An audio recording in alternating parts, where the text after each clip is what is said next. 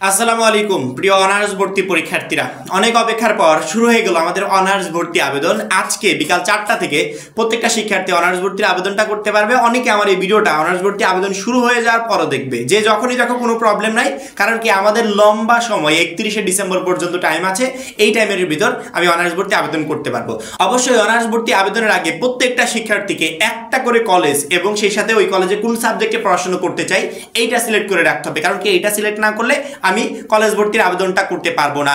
আর computer দোকান থেকে college ভর্তির আবেদন প্রায় 90% শিক্ষার্থী করবে, কিন্তু করতে গেলে তোমার এক্সট্রা 200-300 টাকা করে খরচ পর্যন্ত হয়ে যেতে পারে। সেই সাথে আবেদনটা ভুল হলো কি সঠিক হলো এইটা তুমি বুঝতে পারবে না। আজকের ভিডিওটা কেন এই ভিডিওটা দেখছো?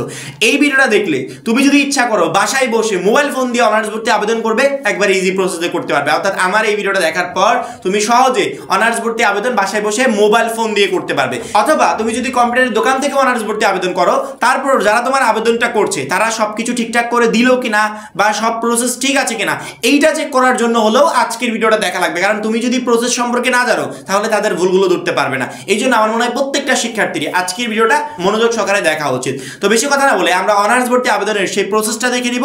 এবং প্রসেস দেখার আগে প্রত্যেকটা শিক্ষার্থীকে বলছি, যারা এখনো আমাদের অনার্স ভর্তি পরীক্ষার প্রস্তুতি কোর্সে যুক্ত হওয়ার খুবই দ্রুত যুক্ত হয়ে যাবে। কারণ কি ওই একটা মাত্র কোর্সই তোমাকে সকল সাবজেক্টে বেস্ট একটা নাম্বার পেয়ে উত্তীর্ণ হতে সহযোগিতা করবে। আমাদের কোর্সে যুক্ত হতে স্ক্রিনের যে নাম্বারটা দেওয়া আছে এই নাম্বারে 310 টাকা কোর্স ফি পাঠিয়ে এই নাম্বারে হোয়াটসঅ্যাপে আমাকে জানাবে ভাই কোর্স ফি পাঠিয়েছি, সাথে সাথে তোমাকে গ্রুপে যুক্ত করে নিব।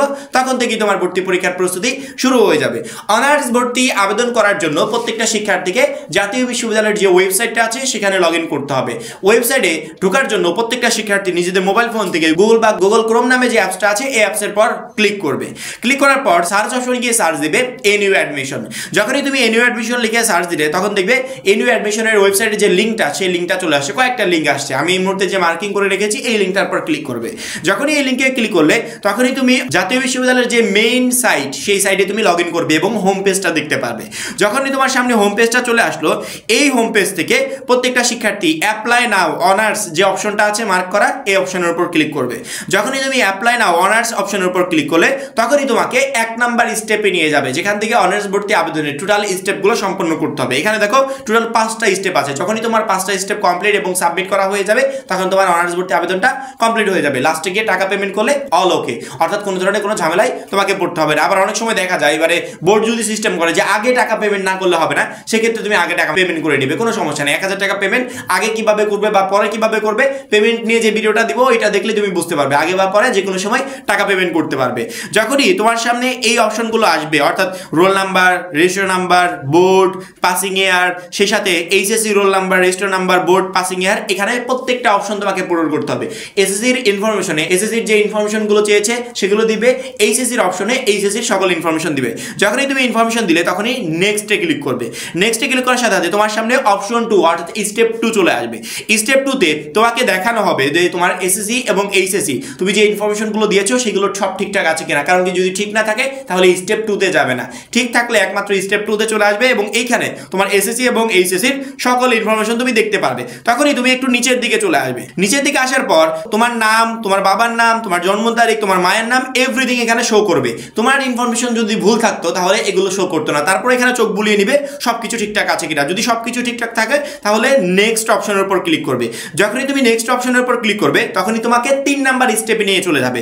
3 নাম্বার স্টেপে আমাদের কলেজ ভর্তি আবেদনটা করতে হবে, অর্থাৎ আমি কোন গ্রুপে আবেদন করতে চাই সেই টোটাল বিষয়গুলো এখানে সিলেক্ট করে পরবর্তীতে আবেদন করতে হবে। আবেদনের প্রসেসটা একদমই ইজি। কলেজ ভর্তি আবেদন করার জন্য তোমাকে কলেজ সিলেকশন করতে হবে, পরবর্তীতে সাবজেক্ট সিলেকশন করতে হবে, গ্রুপ সিলেকশন করতে হবে, অল এভরিথিং সিলেকশন করার পর তারপরে নেক্সটে ক্লিক করতে হবে। তুমি বিজ্ঞান বিভাগ নাকি মানবিক নাকি ব্যবসা যখনই এই অপশনের উপর ক্লিক করবে ওই অপশনে কি কি সাবজেক্ট আছে ওই কলেজে সেই সাবজেক্টগুলো শো করবে। প্রথমত তুমি তোমার ডিভিশনটা সিলেক্ট করে নিবে, অর্থাৎ যেই ডিভিশনের যেই কলেজে যেই জেলায় তুমি আবেদনটা করতে চাও তার এভরিথিং তোমাকে সিলেক্ট করতে হবে। তুমি যদি ঢাকা বিভাগের একটা কলেজে আবেদন করতে চাও তাহলে ডিভিশনের এখানে ঢাকা দিয়ে নেবে। তুমি যদি ঢাকা বিভাগের রাজবাড়ী জেলার একটা কলেজে আবেদন করতে চাও তাহলে এখানে রাজবাড়ী দিয়ে দিবে। যখনই কলেজ অপশনে ক্লিক করবে তখন রাজবাড়ী জেলার ভিতর যতগুলো কলেজ আছে প্রত্যেকটা কলেজ শো করবে, ওইখান থেকে তুমি ওই কলেজটা সিলেক্ট করে নিবে। অর্থাৎ তুমি যদি ঢাকা ডিভিশনের কোনো কলেজে আবেদন না করতে চাও, তুমি যেই কলেজে আবেদন করতে চাও না কেন প্রথমে দেখবে ওই কলেজটা কোন বিভাগে। যদি দিনাজপুর হয় তাহলে দিনাজপুর সিলেক্ট করবে, দিনাজপুর বিভাগের কোন জেলায় অবস্থিত সেই জেলাটা সিলেক্ট করবে। ওই জেলার যতগুলো কলেজ আছে ওইখান থেকে তুমি তোমার পছন্দের কলেজটা সিলেক্ট করে নিবে। যখনই তুমি কলেজটা সিলেক্ট করলে পাশে দেখবে এলিজিবল সাবজেক্ট লিস্ট থাকবে, অর্থাৎ ওই কলেজের কোন গ্রুপে আবেদন করতে চাও সেই গ্রুপের পর যখনই ক্লিক করবে ওই গ্রুপে কি কি সাবজেক্ট আছে সেগুলো শো করবে। ওইখান থেকে তুমি তোমার পছন্দের সাবজেক্টগুলো সিলেক্ট করে নিবে। যখনই তোমার কলেজ এবং সাবজেক্ট সিলেক্ট করা শেষ, অল এভরিথিং তুমি ওকে করে ফেলেছো, তখনই তুমি নেক্সট অপশনে ক্লিক করবে। নেক্সট অপশনে ক্লিক করার সাথে তোমাকে তারা 4 নাম্বার অপশনে নিয়ে যাবে। 4 নাম্বার অপশনে গিয়ে এখানে তোমার কোটা আছে কিনা এগুলো তোমাকে সিলেক্ট করতে হবে। যদি কোনো কোটা থাকে তাহলে ইয়েস দিবে, আর যদি কোনো কোটা না থাকে তাহলে নো অপশনটিতে ক্লিক করে নেক্সট বাটনে ক্লিক করে দেবে। যখন তুমি নেক্সট বাটনে ক্লিক করলে তখন তোমাকে স্টেপ 5 এ নিয়ে যাবে। 5 নাম্বার স্টেপে এসে এখানে আরেকটা গুরুত্বপূর্ণ কাজ তোমাকে করতে হবে। যেহেতু তুমি মোবাইল ফোন দিয়ে আবেদন করছো সেক্ষেত্রে অবশ্যই একটা ছবি সাবমিট করার জন্য যেটা ফর্মে অ্যাডজাস্ট করা থাকবে এই ছবিটা সুন্দর করে তুলে নিয়ে মোবাইল ফোনে রেখে দিবে, কারণ কি মোবাইল ফোন দিয়ে তোমাকে সাবমিট করতে হবে। 5 নাম্বার অপশনে আসার সাথে সাথে তোমাকে এখানে চুজ ফাইল নামে একটা অপশন থাকবে, যেখান থেকে একটা ইমেজ আপলোড করতে হবে। যেই ছবিটা তুমি ফর্মে দিতে চাচ্ছ সেই ছবিটা তোমার মোবাইল ফোনে থাকতে হবে এবং এখান থেকে সেই ছবিটাকে সুন্দর করে আপলোড করে দিতে হবে। যখনই তুমি ছবিটা আপলোড করলে ছবির যদি সবকিছু সাইজ ঠিক থাকে, এখানে সাইজটা দেখো আমি একটু জুম করে দেখাচ্ছি। হাইট হচ্ছে 150 পিক্সেল এবং ওয়াইড হচ্ছে 120 pixel. Image format JPG, maximum file size 50 কেবি, অর্থাৎ টোটাল এভরিথিং দেওয়া আছে। এই সাইজের একটা ছবি আগে মোবাইল ফোনে এডিট করে বা বানিয়ে রাখবে। এই ছবিটা যখন আবেদন করবে তখন স্টেপ নাম্বার 5 এ এসে সুন্দর করে সিলেক্ট করে নিবে।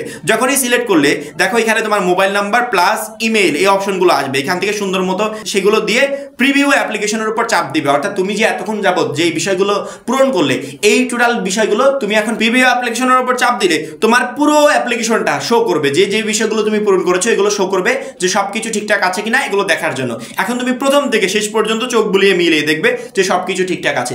যদি সবকিছু ঠিকঠাক থাকে তাহলে সাবমিট অ্যাপ্লিকেশনের উপর চাপ দিলেই তোমার অ্যাপ্লিকেশনটা কলেজের কাছে সাবমিট হয়ে যাবে, অর্থাৎ কলেজ কর্তৃপক্ষ তোমার যে আবেদনটা সেই আবেদনটা তারা পেয়ে যাবে। এবং প্রত্যেকটা শিক্ষার্থী এই আবেদনটা সাবমিট করার পর এইরকম একটা ফর্ম তোমার সামনে শো করবে, যেখানে তোমার অ্যাপ্লিকেশন আইডি এবং পিন নাম্বারটা দেওয়া থাকবে। এবং অবশ্যই তুমি যে নাম্বারটা দিয়েছো সেই নাম্বারে একটা পিন নাম্বার যাবে। অ্যাপ্লিকেশন আইডি পিন নাম্বার দুইটা জিনিস অনেক সময় হারিয়ে যেতে পারে, এটা কি করবে সুন্দর করে লিখে রাখবে। পাশাপাশি এইখানে দেখো একটু ডান সাইডে আসলে ডাউনলোড অ্যাপ্লিকেশন ফর্ম নামে একটা অপশন আছে।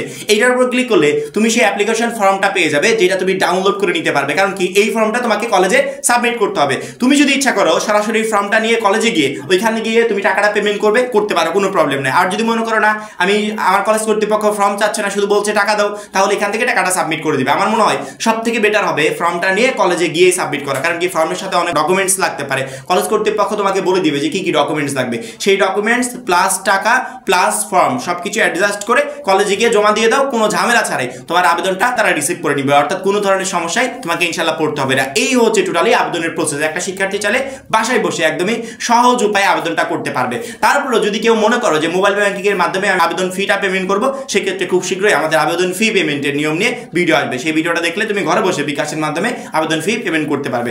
আশা করি প্রত্যেকটা শিক্ষার্থীকে বোঝাতে পেরেছি। অনার্স ভর্তির আবেদনটাও শুরু হয়ে গেল, কয়েকদিন পর পরীক্ষাও শুরু হয়ে যাবে। এই মুহূর্তে বেস্ট একটা প্রিপারেশন নেওয়ার জন্য আমাদের জাতীয় বিশ্ববিদ্যালয় ভর্তি পরীক্ষার প্রস্তুতি কোর্সটা তোমাকে প্রচন্ড পরিমাণে হেল্প করবে। যারা কোর্সে এখনো যুক্ত হয় খুবই দ্রুত যুক্ত হয়ে যাবে। সবাই ভালো থাকবে, সুস্থ থাকবে, আল্লাহ হাফেজ।